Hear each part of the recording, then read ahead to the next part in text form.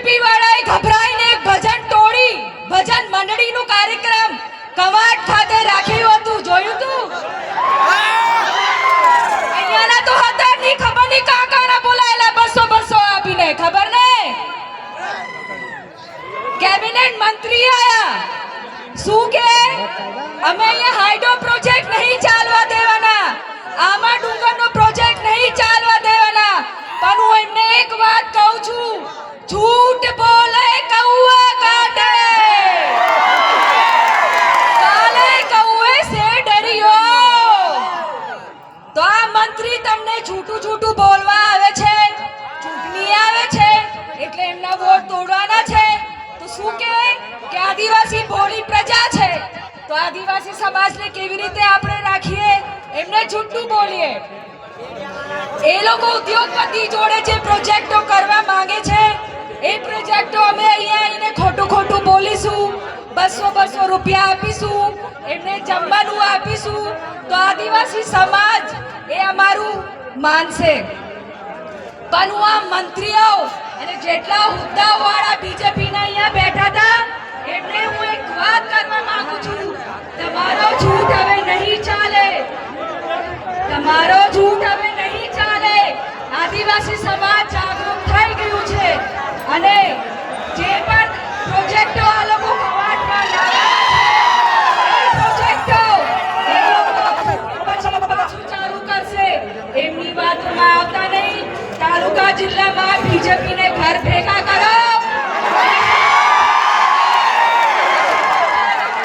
આમ આદમી પાર્ટીની આપણે આજે બોડી બેસાડીશું તો જ આપણું પરિવર્તન આવશે. સાચી વાત? આપણે નારો लगाइए, चेतर भाई तुम आगे बढ़ो, हम तुम्हारे साथ हैं. चेतर भाई तुम आगे बढ़ो, हम तुम्हारे साथ हैं. जय आदिवासी, भारत माता की, भारत माता की. આ લોકો જે આદિવાસીની ગ્રાન્ટોથી જેટલા પણ આ પ્રોગ્રામ આદિજાતિના કર્યા છે, કરોડોના ખર્ચા, એ તમારા પૈસા છે પણ એમના ગજવામાં જાય છે. આજે આદિજાતિની ગ્રાન્ટ પર આ લોકો જે રાજ કરે છે એ અમરસિંહ રાઠવા, મારા પહેલા પ્રથમ સાંસદ છોટાઉદેપુરના, પાર્લામેન્ટમાં બિલ આપેલું કે જે પણ તમારી ગ્રાન્ટો છે એમાં આદિવાસી ટ્રાઇબલ ગ્રાન્ટો અલગ કરો અને ટ્રાઇબલ ડિપાર્ટમેન્ટની સ્થાપના કરો. તો આ ટ્રાઇબલ ડિપાર્ટમેન્ટની સ્થાપના અમરસિંહભાઈ રાઠવા, મારા પિતાશ્રીએ પાર્લામેન્ટમાં બિલ પાસ કરાવીને કરી. અમને તો ખબર પણ નહીં હોય આદિજાતિની કેટલી ગ્રાન્ટો આવે. અડધા તો મારા ત્યાં નોકરી કરતા હતા અને બોલે છે અમરસિંહ રાઠવાએ હું કર્યું, તું જ્યાં બેઠી છે ને એ પાયો અમારા ત્યાંથી ખોદેલું છે. જામલી મુકામે ગૌચર જમીનમાં બંગલા અને પેટ્રોલ પંપ બનાયા, ખબર કે નહીં? વિરોધ પક્ષના નેતાના નજર નીચે તો કેમ કોઈ અવાજ નથી ઉઠાવતું? હું સાટગાંઠ છે એ સમજી લેવાની જરૂરત છે. જેટલી પણ આ ગ્રાન્ટો છે તમારા હક અધિકારનું છે. હું મારી બહેનોને કહેવા માંગુ છું, ચૂંટણી ગઈ, ચૂંટણીમાં તમને એવું કીધું હતું કે અમે 2 સિલિન્ડર આપીશું. પ્રધાનમંત્રી 56 ની વાત કરે છે. એ 56 ઇંચ એકવાર રડતા હતા કે મારી બહેનો તમે જે ચૂલો સળગાવો છો એ ચૂલામાંથી જે આંસુ નીકળે, ધુમાડો નીકળે છે, એ ધુમાડામાંથી જે આંસુ નીકળે છે એમનું હૃદય કાપી જાય છે. ચૂંટણી જીતી ગયા, ગેસની બાટલની હવે વાત નહીં. હવે ક્યાં ગયું ગેસનું બાટલ? મળે છે, સબસિડી મળે છે. હું મારી બહેનોને પૂછવા માંગુ છું, ઘરમાં ઝઘડા ઘાલ્યા કે નહીં?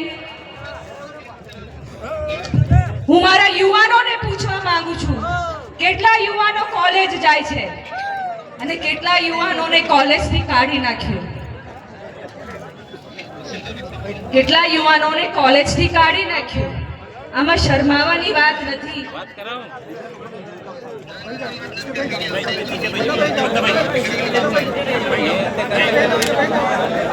ભાઈ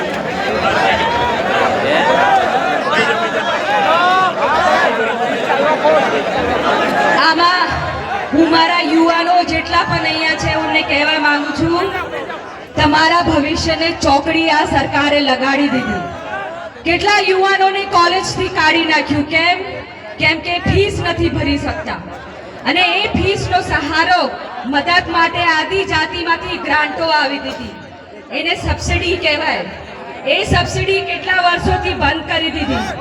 કોઈ ધારાસભ્ય સાંસદ અહીંયા જે મોટી મોટી હાંકીને ગયા, કોઈ તમારા માટે લડત આપી નહીં આપી. એક જ છે, ચૈતર વસાવા બિરસા મુંડા જઈને એમને ખખડાઈ લો.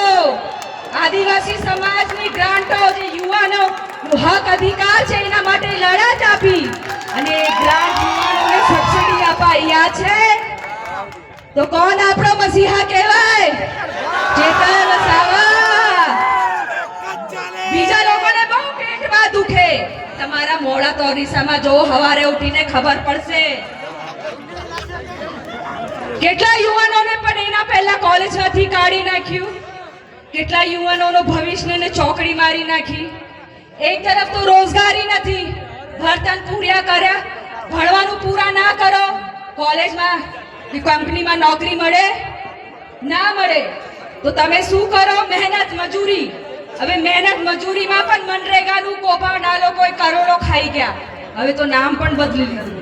એમને એવું લાગે છે કે મનરેગાનું નામ બદલો તો એમના કૌભાંડો હંતાઈ જાય છે. ખબર નહીં કઈથી હોતા ફરે છે નામ. અમે જે મજૂરી કરીએ છીએ 500,000 રૂપિયા જે દિવસમાં કમાઈને અહીંયા મારો ચૂલો સળગે, તો આ ચૂલો પણ એમને પોહાતું નહીં.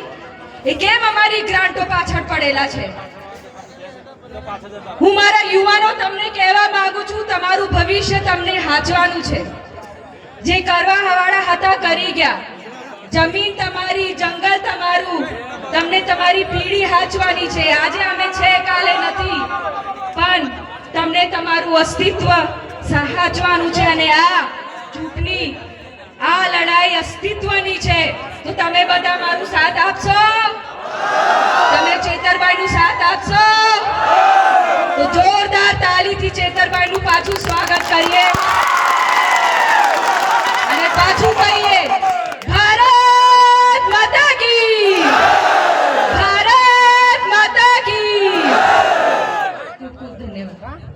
ખૂબ સરસ.